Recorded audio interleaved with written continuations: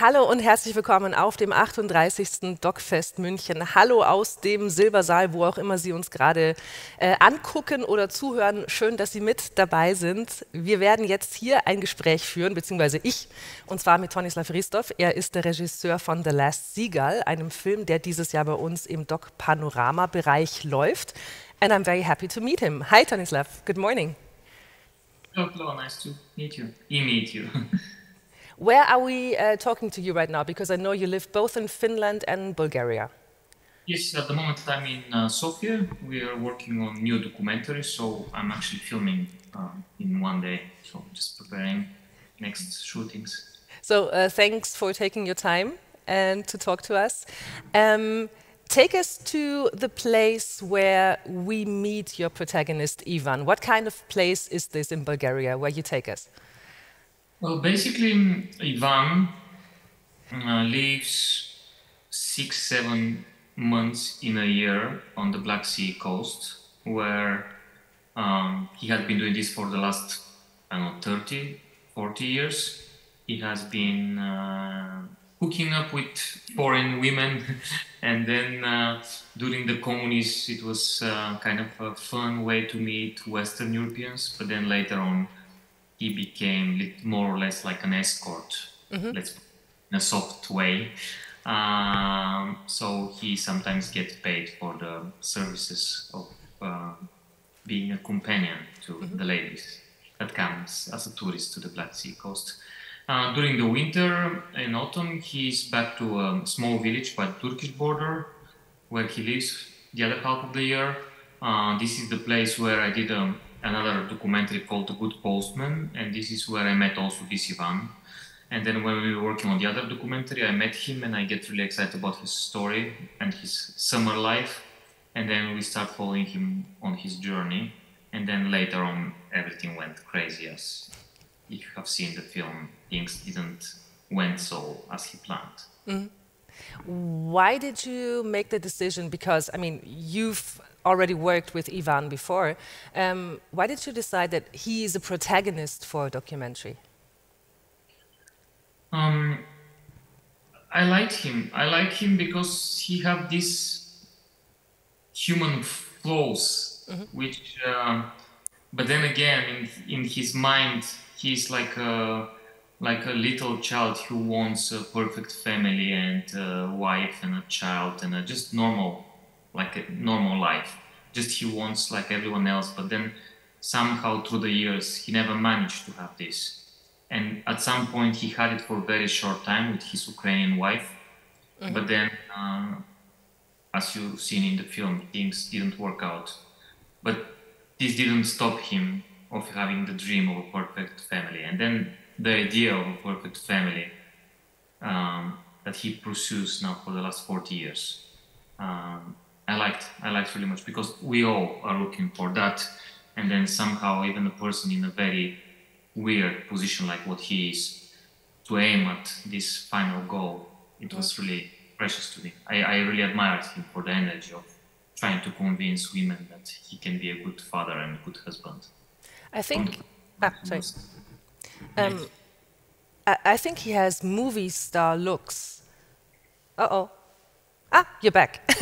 I think Ivan is such a character, and I think he looks like a movie star. And at some point in the film, I actually forgot that I'm watching a documentary because I thought it has such a fiction-like quality. The fairy tale, the place, the locations look so out of this world to me, at least, because I mean I've never been there. And then Ivan with the hair, the constant smoking.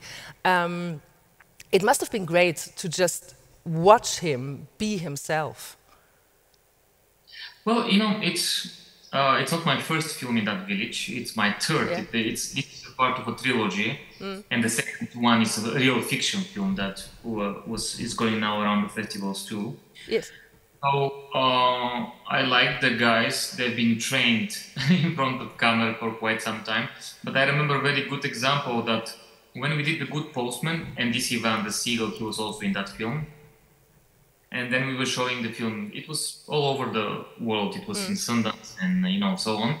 And then there came some American this kind of agent and said like, who is representing this guy? I would like to try to find him work in Hollywood. And I'm like, what? First, this is a documentary, then secondly, this is the guy's number. But I wouldn't really count that much on his acting skills to try it in Hollywood. So it was really funny because they like him so much how he's on camera. But what is good about them that, I've been for the last 7, 8, maybe even now 10 years to that village, and then we became so good friends, and then this mutual trust about what we do. So it was nice to go beneath, the surface. And then it's a very interesting place in Europe, this Golden Sands, and then the Great Derwent, the village on the border. It's like there are quite many stories there that are very universal, although it's in the end of the Europe and the last European city, or it's not the city, village. So I like the place and I like the people, but I'm done with that place. Now when the trilogy is done, I'm not going back there, only for just to have a drink or something. Let's talk about what I found fascinating with your film is, on the one hand, it seems so like fallen out of time. Do you understand what I mean? Because it seems like this is Bulgaria such a long time ago, and when Ivan was young and when he started being a seagull. And then on the other hand, you have this very, very recent stuff, like you have COVID, you have the COVID crisis, and then you have the war in Ukraine. Can we talk about that a bit, how you brought these worlds together, and if that was something that interests you? Yeah, of course. I do character-driven films, but they are in a setting, of course, with a lot of politics and everyday life. That's something we cannot escape or hide from. So what is happening around us, it's changed our life. In Ivan's case, the COVID was really big slap on the face, because for 2 years for 1-2 years there was no tourists on the beach, which means that summer he needs to look for other work, which is for the last 30 years, like many other people, of course. But it was really interesting in his case because his job is not like a restaurant or cafeteria or a hotel. It's a totally different kind of services. So it was really interesting to see what he's gonna move with his life, and in the film you can see. But about the war in Ukraine, it's also very interesting because the film we closed before the war started, and then we closed the film, and then let's say that it was last year, at the beginning of the year.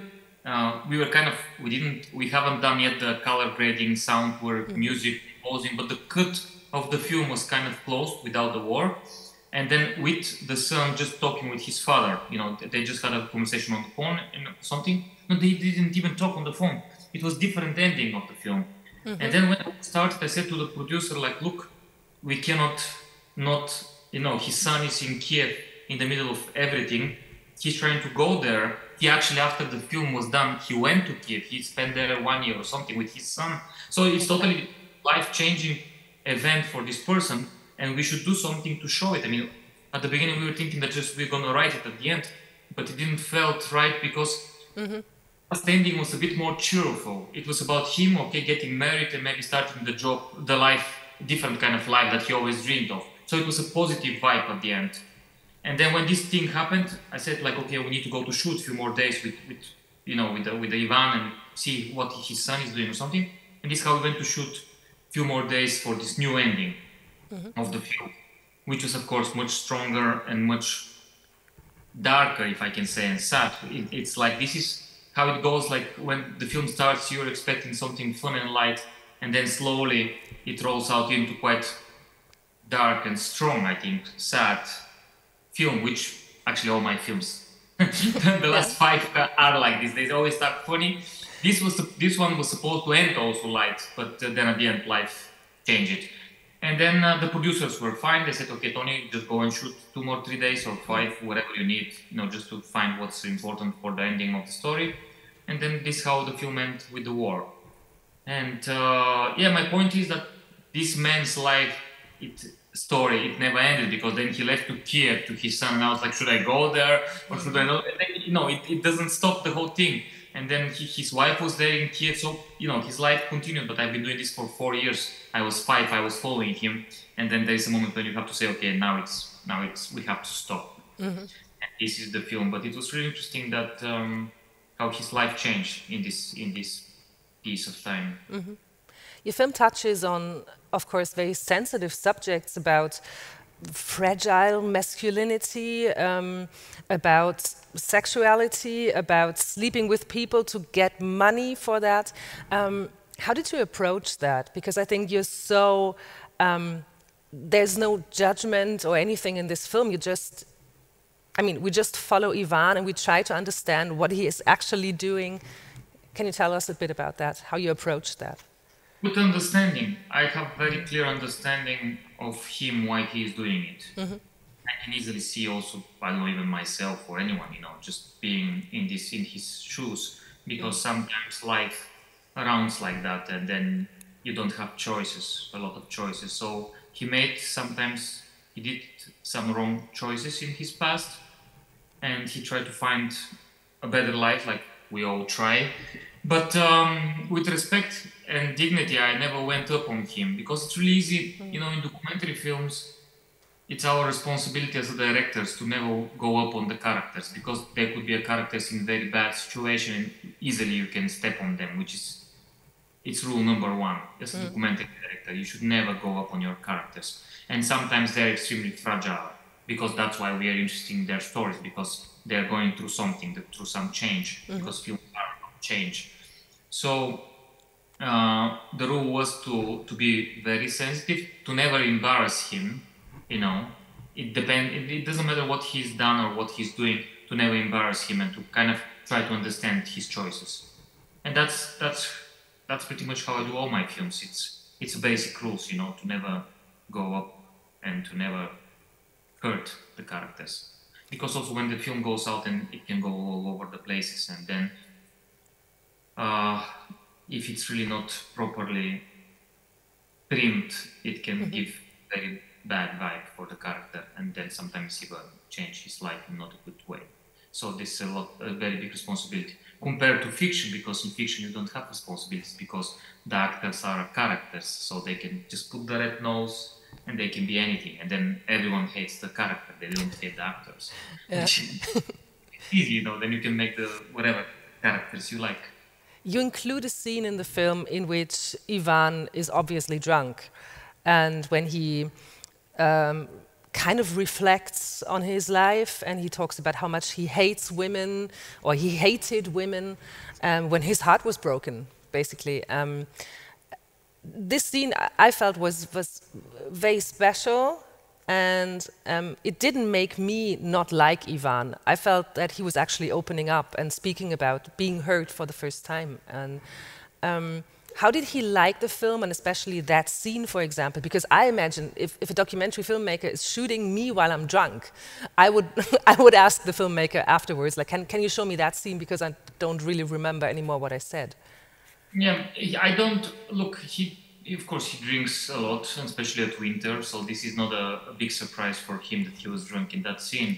But what he was happy about, it was exactly this. Also, what you mentioned, that he could finally say what's the thing, because for him it's pretty hard to go deeper and explain about his wife breaking his heart, and then he was like left behind, and then he couldn't cope with life, and then he made these bad choices in life. So to him, this was a revelation, or what's the word? It's like when we talked about it, he was happy. He was happy because he was honest and he was open, and then he shared his pain. Yeah. Because it's really hard to, you know. Of course, again, when you go back to the moral of can you use a scene when someone is drunk or not, or something. I think it's again linked to if the person feels comfortable and if he trusts you that you don't mistreat the scene, because again it's all about trust. And because sometimes also the characters, they do not understand when they have been used in a documentary film. This is also another responsibility for the director, that you should not let your character being abused, and sometimes they get this feeling that they're big stars now and they don't realize that they've been abused. So there is a really balance. So that scene concretely was, I think, very important to understand his human side. He's not just a male escort who have found a way to combine fun and money, but he's actually a person who is broken, and then his only way to deal with it is to do that. Do you think that Ivan's relationship with his son might have profited from this film? I mean, I guess the son must have watched the film, and also Ivan talking about it and knowing, this is something in my life that I need to fix or I want to fix. Do you think it helped making the film? You know, I have noticed through the years, through the films, and I can give you a few examples, including that one. It's actually, the camera works both ways, you know. The camera is telling your story, but then it's also giving permission for you to move forward. And then what I liked about the camera and then about the film and about the existence of us in Ivan's life is actually we gave him the energy to move further with his son. Because his son, for example, haven't talked for 18 years with him, and then the first talk we filmed. And this was never going to happen if there was no film. You know, the son was refusing. And then many other things. Also, I think, you know, I will quote another film. I will give you as an example. I had a film called The Magic Life of V. It was also in Munich.fest a few years back. And it was the same at the end. A girl, a young woman, she was abused by her father when she was little, and she haven't seen the father for the same 18, 20 years. And no, it was less, 15 years in that film. And then, because we were the whole film crew and the trucks and everything, I worked with very big film crew. And then she felt like, okay, she had to meet the father and tell him like why did you do it? Like, you know, she never told even for doing it. Like also Ivan, he was so afraid, and the son, they never wanted to communicate. But the film gave them, also the crew, a reason to deal with that problem. It's like a psychotherapist at some point, you know, which I like really much, because it's a mutual. They do this for us, but we do this for them. And then also in The Magic Life of which she met at the end the father, and she told him like, what was your problem? Why you did it? And then we understand. I don't want to tell about that film also with someone. Anyway, how it went. But she met the father, and then also now Ivan met the son. So actually this is very important, that the film helps also the characters to move further with their life, and this whole change and drama and trauma to move further and maybe heal. Because after Vera met her father, she never met him since then, but then she felt so good. She had this conversation. She had understanding. She deal with that demons. So we are very, very thankful and happy that you introduced Ivan to the world, and of course to DOK.fest München. And we hope to meet you here in person next year, just with a new film, or just visit us in Munich.